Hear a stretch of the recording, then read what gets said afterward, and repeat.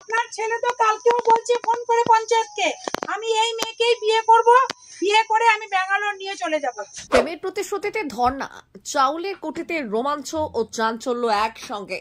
শান্ত গ্রামটা হঠাৎই গুঞ্জনে ভরে ওঠে বৃহস্পতিবার সন্ধ্যায়। এক বিবাহিতা নারী বসে পড়েছেন প্রেমিকের বাড়ির সামনে বিয়ের দাবিতে। চারিদিকের বাতাসে যেন মিশে গেছে অভিমান, অপেক্ষা আর ভালোবাসার গন্ধ।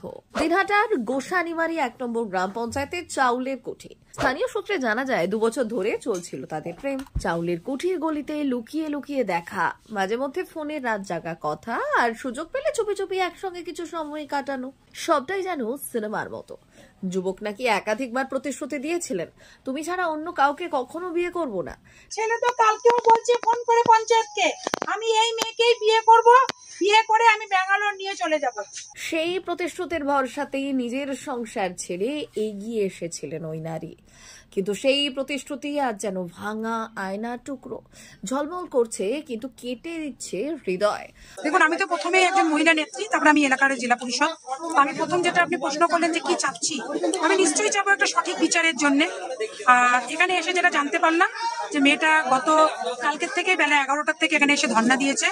আজকে বেলা 3টের সময় আমাকে প্রধান, মানে যিনি উপপ্রধান, তিনি এই এলাকার পঞ্চায়েত, তিনি আমাকে ফোন করে যখন জানালেন যে আপনাকে এরকম একটা ঘটনা ঘটেছে, যে ছেলেটার সাথে মেয়েটার আজকে 2 বছরের ওপরে একটা প্রেম, তারপরে এদের মানে নানান রকম ছেলে প্রতিশ্রুতি দিয়েছিল বিয়ে করবে বলে, নানান রকম শারীরিক সম্পর্কও তৈরি হয় এবং সমস্ত প্রমাণপত্র আমি দেখতে পেয়েছি ওর কাছে। আজকাল তো মোবাইলের যুগ, সবই দেখা যায়, সবই দেখলাম। তা এখন আসার পরে শুনলাম কালকে 11টার পর থেকেই ছেলে পলাতক এবং ছেলের যে বাড়ির লোক সে তালা মেরে রেখেছে, মেয়েটাকে ঢুকতে দিচ্ছে না। তো কালকে 2টো পর্যন্ত, রাত্রি 2টো পর্যন্ত মেয়েটা এখানে ছিল। এটা মেয়ে মানুষ তো যাই হোক, এলাকার উপপ্রধান তার বাড়িতে নিয়ে গিয়ে রাত্রিবেলায় রেখেছিল, কারণ ছেলের বাড়ি থেকে বলা হয়েছিল যে আজকে বেলা 2:30টার মধ্যে ছেলেকে নিয়ে আসা হবে এবং সমস্যার সমাধান হবে। তারপরে রাত্রিবেলা যখন উপপ্রধান সাহেব যোগাযোগ করে ছেলের সাথে, তখন ছেলে বলে আমি এই মেয়েকেই বিয়ে করবো। তো এইটুকুনি কথা আমি শুনেছিলাম। কিন্তু আজকে আমি যখন এখানে আসলাম, আমি প্রথমেই চেয়েছিলাম যে যেহেতু আমি এলাকার জেলা পরিষদ, তার সাথে মহিলা নেত্রী, আমি সবাইয়ের কাছে এবং ছেলের বাড়ির লোকজন, গ্রামবাসী সবাইকে নিয়ে বসে একটা সালিশ চেয়েছিলাম, যাতে একটা সুষ্ঠুভাবে বিচার হয় এবং মেয়েটাও যেন সুষ্ঠু একটা বিচার পায়। বুধবার সকাল থেকে টানা বৃহস্পতিবার সন্ধ্যে পর্যন্ত তিনি বসেছিলেন ধর্নায় প্রেমিকের বাড়ির সামনে। হাতে 1 ফোঁটা জলও তোলেননি, চোখে শুধু প্রতীক্ষা। কিন্তু দুপুর গড়িয়ে বিকেল পেরোলে দেখা যায় প্রেমিকের বাড়িতে তালা ঝুলছে। যুবক ও তার পরিবারের সদস্যরা গা ঢাকা দিয়েছেন, তবুও নারী হার মানেননি। গ্রামের উপপ্রধান তাকে আশ্রয় দিলেও তিনি বারবার বলছেন, ও যদি না আসে তবুও আমি এখান থেকে নড়ব না, আমি ওর প্রেমিকা নই, আমি হব ওর স্ত্রী।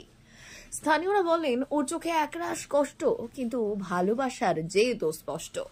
অবশেষে সন্ধে নেমেছে, কুঠির আলো নিভে গেছে, কিন্তু সেই এক নারীর অপেক্ষা এখনো জ্বলছে বাতির মতো।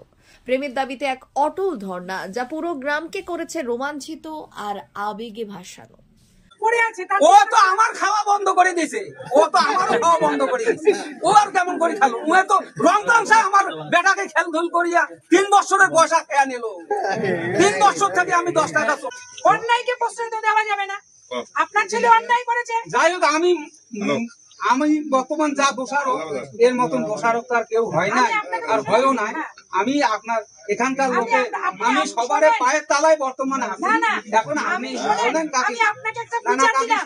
আপনার মেয়ের সাথে যদি কোনো ছেলে, আপনার যদি মেয়ে থাকতো, কোনো ছেলে যদি এরকম করতো, তাহলে আপনার মেয়েটা যদি সেই ছেলেটার বাড়িতে গিয়ে ধর্ণা দিত, ঠিক আছে, এরকম হয়েছে, তাহলে আপনার তাহলে মনটা কেমন বলতো? আচ্ছা, আমার যদি মেয়ে এইরকম হয়, আমার যদি মেয়ে এইরকম হয়, কোথাও যে যদি এইরকম হয়, মেয়ে গার্জিয়ান কি স্টিল থাকতে পারবে? আমি পারবো। ওর গার্জিয়ান এখনো নাই কেন? বাবা মা তো বাড়িতে নাই, বাড়ির নাই, বাবা মায়ের গার্জিয়ান আর কেউ নাই, আর কেউ নাই। ব্যুরো রিপোর্ট, ভুবন গ্রাম সংবাদ।